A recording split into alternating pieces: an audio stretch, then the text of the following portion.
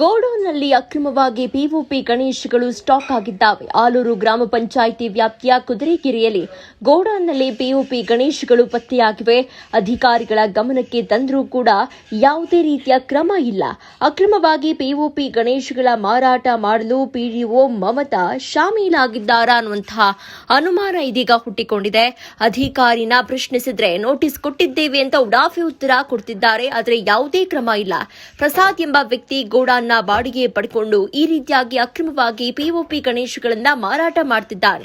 ಗೋಡೌನ್ನಲ್ಲಿ ಸುಮಾರು 40 ರಿಂದ 50 ಪಿಒಪಿ ಗಣೇಶಗಳು ಇರುವುದು ಪತ್ತೆಯಾಗಿದ್ದು, ಪರಿಸರಕ್ಕೆ ಹಾನಿ ಉಂಟಾದ ಗಣೇಶಗಳನ್ನ ಸೀಸ್ ಮಾಡಿ ಕ್ರಮ ಜರುಗಿಸುತ್ತಾರಾ? ಮುಂದಿನ ದಿನಗಳಲ್ಲಿ ಯಾವ ರೀತಿಯ ಕ್ರಮ ಅಂತ ಕಾದು ನೋಡಬೇಕಿದೆ. 15 ಅಡಿ 20 ಅಡಿದಲ್ಲಿ ಕಾಸ್ಟ್ ಗಣೇಶನ್ ನೋಡ್ರಿ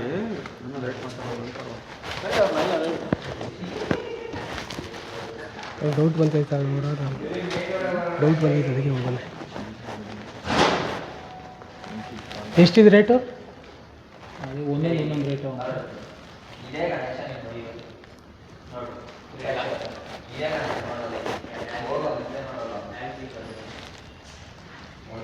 ನೀವು ಸಣ್ಣ ಆಗ್ಬೇಕಲ್ವಾ? ಅದು ಒಂದು ಉತ್ತಮ ಆಹಾರದಿಂದ ಸಣ್ಣ ಆಗ್ಬೇಕಲ್ವಾ? ಪ್ರತಿದಿನ ನಮ್ಮ ಜೀನಿ ಸ್ಲಿಮ್ ನ ಯೂಸ್ ಮಾಡಿ ಯಾವುದೇ ಸೈಡ್ ಎಫೆಕ್ಟ್ ಇಲ್ದಂಗೆ ನೀವು ಸಣ್ಣ ಆಗ್ತೀರಾ.